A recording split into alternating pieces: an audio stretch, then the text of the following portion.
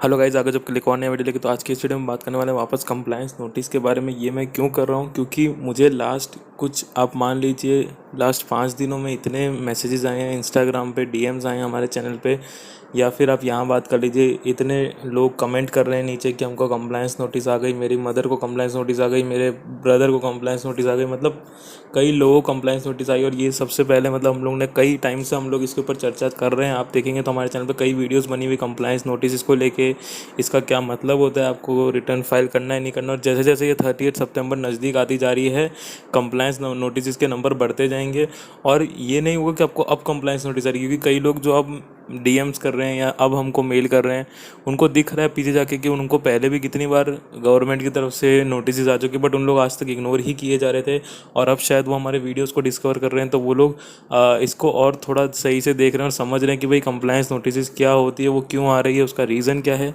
तो यही मैं वापस कहना चाहूँगा कि अगर आप नॉर्मल तरीके से देखें तो कंप्लायंस नोटिस यही है कि जिन लोगों ने फाइनेंशियल ईयर 18-19 में रिटर्न नहीं फाइल किया, बट उनके नाम पे कुछ हाई वैल्यू ट्रांजैक्शंस है, या फिर कोई ऐसे ट्रांजैक्शन है जिसकी वजह से गवर्नमेंट को लग रहा है कि इनको रिटर्न फाइल करना चाहिए था और इन्होंने रिटर्न फाइल नहीं किया, मेनली उनको ही कंप्लायंस नोटिस आ रही है। अब हमको कई लोगों के इंस्टाग्राम पे डीएम्स आ रहे हैं कि भाई हमको कंप्लायंस नोटिस आई है कि मेरे अकाउंट में इतना कैश डिपॉजिट हुआ है, तो हमें क्या करना चाहिए, हमारे ऊपर क्या कार्रवाई होगी। अब वो लोग क्या करते हैं कि अपनी सेविंग्स सब एक जगह डाल देते हैं जमा करके, और वो जिसके नाम पे होगी उसको कंप्लायंस नोटिस आ रही कि आपके अकाउंट में इतना रुपया जमा हुआ, जबकि आपने रिटर्न ही फाइल नहीं किया। अब इसमें इशू ये आता है कि वो पूछते हैं कि हम क्या करें और आगे आगे क्या हो सकता है, तो वो पूरी हमसे चीज़ें समझ लेते हैं, बात कर लेते हैं, और फिर बोलते हैं कि चलो ठीक है, देखा जाएगा, आगे जो होगा वो होगा। बट अब इसमें क्या होता है, वो आज भी एकदम लूजली जाने दे रहे सब चीज़ों को कि भाई जब आगे होगा तब देखा जाएगा। तो ये मेरे हिसाब से गलत है। आप हमसे क्वेश्चन पूछिए, हम आपको जवाब दे रहे हैं, that's okay, that's totally fine. हम आपको बोलते हैं आप हमारे एक्सपर्ट से राय ले लीजिए, बट वो लोग वैसा नहीं करते। वो लोग खाली बस हमारी टीम से ही चैट कर लेते हैं और फिर सोचते हैं कि नहीं हमारा डिसीजन हो गया। यही चीज़ वो आज तक भी करते आए थे कि बस किसी से पूछ लिया राह चलते कि भाई क्या चीज़ करनी चाहिए क्या नहीं करनी चाहिए। आई एम नॉट सेइंग कि our team is not competent और समथिंग लाइक दैट, बट जो टीम बताएगी वो खाली लिमिटेड नॉलेज हो सकती है, क्योंकि ना हम लोग चैट पे सब कुछ आपके बारे में जान सकते हैं, ना हम लोग चैट पे सब कुछ पूछ भी सकते हैं। It's a service that we are providing, और हम लोग चैट पे ना हम लोग पूरा पूछने बैठेंगे ना हम बता पाएंगे, क्योंकि लिमिटेड टाइम होता है। We just are there to provide you support services. हम आपको पूरी सर्विस चैट पे ऐसी चीज़ों पर प्रोवाइड नहीं करेंगे, तो वो लोग आगे पूछते हैं कि हम क्या करें क्या नहीं करें, और फिर खुद ही डिसीजन बनाते हैं। When we give them the link कि आप यहाँ जाके कंसल्टेशन बुक कर सकते हैं एक्सपर्ट्स के साथ, तो वो लोग फॉर वॉट्स एवर रीज़न जैसे कि नहीं अब हमारा हो गया, we are okay and we don't want to file the return and anything, मतलब जो भी हमको कंसल्टेशन नहीं चाहिए कुछ भी।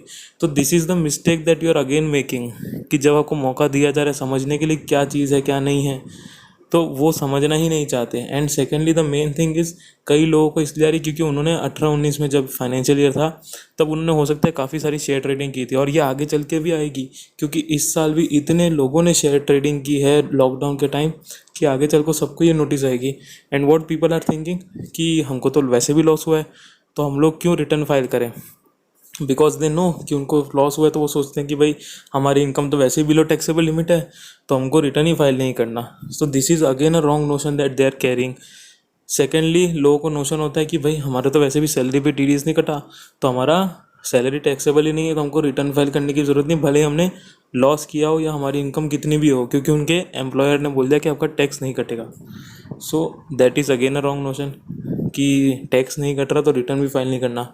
दोनों चीज़ें डिफरेंट है, आपको ये चीज़ समझनी पड़ेगी। मैंने पहले भी कई बार अपने उसमें कहा है कि टैक्स ना कटना या टैक्स पे ना करना is a different thing, and return file करना इज़ अ डिफरेंट थिंग। दोनों के लॉज अलग हैं, दोनों का कैलकुलेशन का तरीका अलग है। जब लोग ये कहते हैं कि भाई हमारा तो टैक्स पेएबल ही नहीं आ रहा तो हम लोग रिटर्न क्यों फाइल करें, तो वो गलत चीज़ है। अगर आपकी इनकम 2.5 लाख से ऊपर है तो आपको रिटर्न फाइल करनी थी, तो आज भी अगर आप फाइल करेंगे तो जितने लेट फी पहले लगनी थी उतनी आज लगेगी। बट इससे फ़ायदा क्या होगा कि चांसेस हैं कि आप फ्यूचर में कोई नोटिस से बच जाएंगे, बिकॉज अगर आप अभी अब कुछ कंप्लायंस नहीं करेंगे, मतलब आप सोचते हैं कि नहीं मेरा तो वैसे ही जो आज होना है वही कल होना है, तो मेरे हिसाब से थोड़ा बहुत आप गलत समझ रहे हैं इस चीज़ को। क्योंकि आज अगर आप सामने से रिटर्न फाइल करते हैं, सामने से सब कुछ बताते हैं कि मेरा लॉस था, तो भले आपको ये बेनिफिट ना मिले कि आप लॉस कैरी फॉरवर्ड करवाइए या ऐसा कुछ, वो सब बेनिफिट भले ही ना मिले आपको, ठीक है, बट ये रहेगा कि आपको आप एक इनिशियल अपनी तरफ से रिस्पॉन्स दे रहे हैं कि I am aware of everything and then I am replying to you. So उनको एक मैसेज जाता है कि हाँ भाई ये पर्सन अवेयर है, इसको पता है इसने क्या किया है। तो वो लोग बेमतलब कि आपको स्क्रूटिनी की नोटिस नहीं भेजेंगे। बट अगर वैसा नहीं हुआ, आप रिप्लाई नहीं करते और सब कुछ छोड़ देते हैं ऐसे ही बस, तो क्या होगा कि वो लोग आपको स्क्रूटिनी की नोटिस भेजेंगे और उस टाइम फिर जब चार्टर्ड अकाउंटेंट का जो खर्चा पड़ेगा वो हो सकता है इससे ज़्यादा पड़े। और तब भी आपको ये सब एक्सपेंस तो करनी ही पड़ेंगे, return filing and etcetera etcetera. तो ये तो आपको समझ के चलना है कि उससे अच्छा बेटर है आप इनिशियल, मैं हमेशा यही बोलता हूँ कि कभी भी इनिशियल स्टेज पे ही अगर आप सही से एक्शन ले लेंगे तो आगे चल को हमको बेनिफिट हो सकता है। बट अगर आप इनिशियल स्टेज ही गलत कर देंगे तो आगे चल के और गड़बड़ ही होनी है। तो ये चीज़ हमेशा ध्यान रखिए कि आप हमारी टीम से बात कर रहे हैं, सबसे बात कर रहे हैं, आपको लग रहा है कि रिटर्न भरने की ज़रूरत नहीं है आपको, तो एटलीस्ट रिप्लाई कीजिए कंप्लायंस नोटिस का। उसमें नहीं समझ आ रहा कैसे रिप्लाई करना है, सो गेट एन एक्सपर्ट, भले हमसे ना कराएं, दैट्स टोटली फाइन, बट अपना कंप्लायंस ज़रूर करें। 30 सितंबर लास्ट डेट है रिटर्न फाइल करने की, कंप्लायंस की कोई ऐसे ड्यू डेट नहीं है। बट हो सकता है कि 30 सितंबर के बाद जो लोग रिप्लाई ना करें, क्योंकि रिटर्न भरने के टाइम तो वैसे भी चला गया है, तो may be they can start sending scrutiny notice, ये भी हो सकता है। और ये भी हो सकता है कि आप फिर भी रिप्लाई कर दे कि भाई मैं तो रिटर्न फाइल करने के लिए ही लायबल नहीं था, तो मैं क्या करूँ। तो अब से आपको हमेशा ध्यान रखना है कि आप जो भी ट्रांजेक्शन्स करें बैंक में करें, जो भी शेयर ट्रेडिंग करें, उसका रिटर्न ज़रूर फाइल करें, ताकि एक क्रेडिबिलिटी बनी रहे, आपकी क्रेडिट हिस्ट्री बनी रहे, और आपका एक रिटर्न रेगुलरली फाइल होता रहे। तो एक आपका हिस्ट्री बनता है क्रेडिट का, एक आपका हिस्ट्री बनता है रिटर्न फाइलिंग का, इनकम का। तो वो चीज़ हमेशा ध्यान रखें कि इसके और भी बेनिफिट्स है, खाली ये मत देखिए कि it's an expense for me, it's not an expense, it's an investment, उस तरीके से देखें इसको। सो मेनली यही था इस वीडियो में, क्योंकि लास्ट 3 या 4 या 5 दिन बाकी हैं कुछ 30 सितंबर आने में। तो उसके पहले अगर आप समझ लीजिए कंप्लायंस नोटिस क्या, आप चाहे तो गो थ्रू कर लीजिए इन सारी वीडियोस को, समझ लीजिए क्या होता है। अगर आपको खुद करना है तो खुद कीजिए, बट कंप्लायंस कीजिए अगर आपको पैन आपका फ्लैग होने का मैसेज आ रहा है तो, और वो जो आ रहा है वो कोई ना कोई सही तरीके से ही आ रहा है।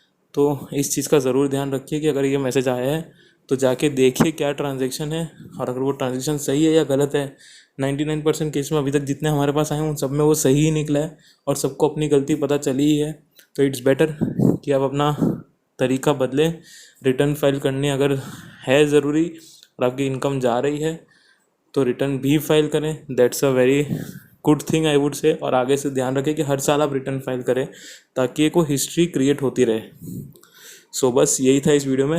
अगर आपको वीडियो अच्छा लगा प्लीज़ लाइक कीजिए, शेयर कीजिए, सब्सक्राइब कीजिए चैनल को इसको जो वीडियोज़ के लिए। कमेंट कर सकते हैं, अगर आपकी कोई भी क्वेरी हो तो डीएम कर सकते हैं, जैसे नॉर्मली लोग आजकल काफ़ी इस चीज़ का यूज़ कर रहे हैं। इंस्टाग्राम पे डीएम कीजिए, मेल कीजिए हमको अगर आपकी कोई भी क्वेरी हो तो। And till the next video, thank you.